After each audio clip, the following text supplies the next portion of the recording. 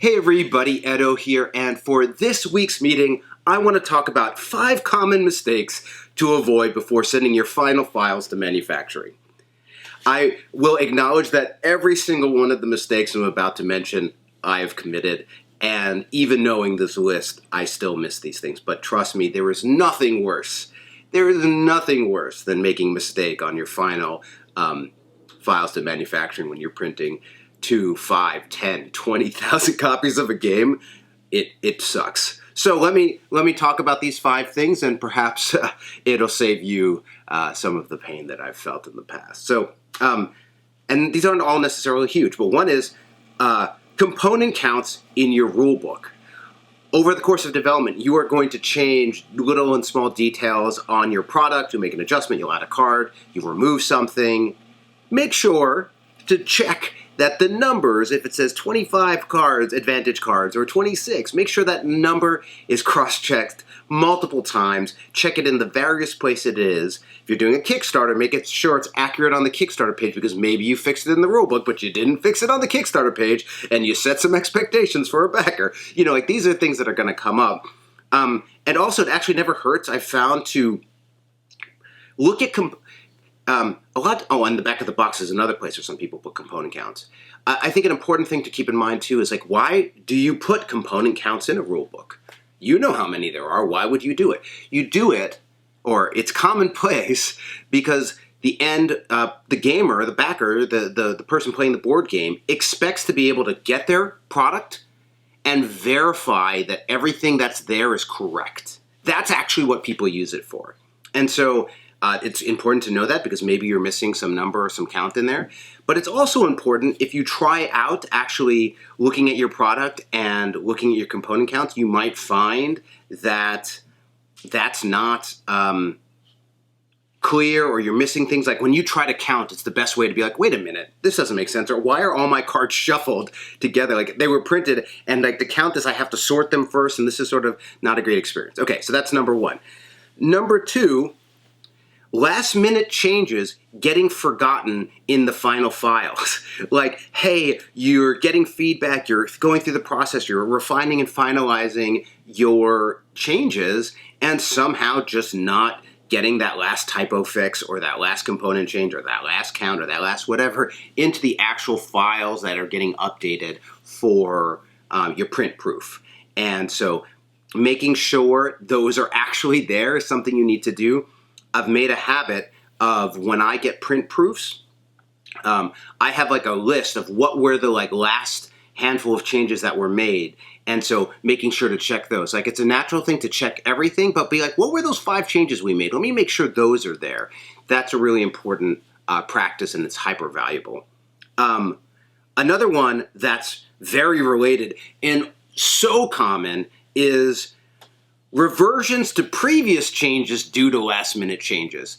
Without fail, all the time, you make a quick fix, somebody re-exports a file, and suddenly something else goes wrong. You didn't touch it, but now an asset isn't there. You didn't touch it, but now there's this other change in the rule book. Or that thing you fixed got saved over. The graphic designer forgot this flag, or this layer is now off.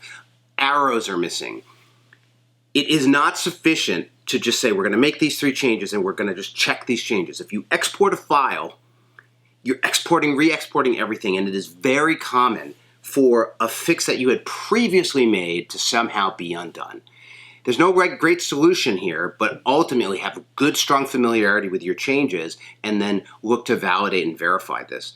One of the things that can contribute to this problem is a long sequence of people making changes without somebody having a holistic understanding about the product. You need to understand all of those things, because an art change might affect this, might affect that. But it's so many times we made this fix over here, which inadvertently undid this other fix for no clear reason. Sometimes you can chase it down, but actually, and it's good. Root cause analysis is great to do. It makes people uncomfortable, but understanding how and where you make mistakes is a huge deal. Was it your file organization, your naming convention, how you export in Photoshop or whatever? All of those things have an impact, but it's very common, and it's bitten me a bunch of times.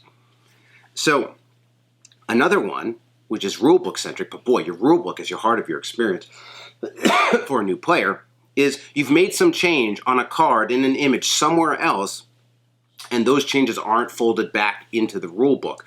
Whether it's re-explaining a rule, some rule you've changed, which is sometimes the case, but it could be language on card, it could be the name of a phase, it could be the card you changed from 4-point value to 5-point value, but you have it in the rule book in a scoring section as the old number, and you have a scoring example that doesn't match the card example. All that stuff. Like, if you have a change, really think through all of the places and implications where it appears. Oftentimes, you have a situation where if your files are saved correctly, they're all looking at the same source. So then when that gets saved, it applies everywhere. But it only applies everywhere if you re-export everywhere. If you don't export everywhere, it doesn't apply everywhere. Also, sometimes like on a Kickstarter and other places, you're not going to have it. But boy, that one comes up a bunch. Another huge thing to keep in mind with rule books. So many times, a tweak to language, a change in one place of the rule book, undoes or makes you need to do another place, whether it's an order of operations or a term you use for something, or we're going to describe this ability this way here, but actually it's described elsewhere. Now you're describing the same ability with different words and terms, which is like instant BGG post. Which is right. I don't understand. This one implies this one, but this one leaves that open. You really have to make adjustments to rule books and reread them from start to finish, because you'll be amazed at how many places changes and adjustments have implications elsewhere that are not obvious, and it just comes up again and again. Rule books are iterative. A process. Expect that as you're making changes, you might have to make changes elsewhere. It's a big deal.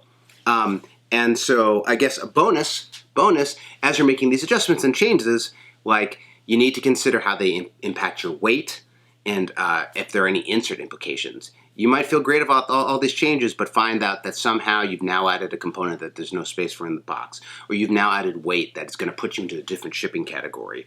Like, again, these are these downstream implications that can cost you lots and lots of money and headaches and lots of hours.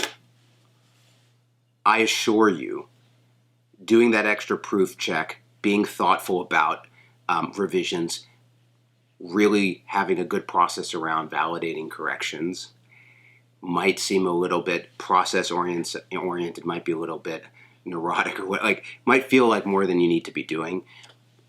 But boy, it is going to save you so much time if you catch a mistake. It's worth a little extra pain when you're getting these files correct than dealing with it on the other side, because it's a huge headache. So anyway, again, don't feel bad if it happens, and everything will be okay. It's just a game. But boy, these are our big ones. I'm sure there's more. If you have more recommendations, add it to the list. I'd love suggestions from folks to save me headaches in the future. So anyway, thanks for watching. Bye. Hey everybody, Edo here, and thanks for watching Gaming with Edo. Reviews over here on this playlist, League and Insider videos over here on this one. Subscribe, share, all that good stuff. But most importantly, play some great games. Thanks.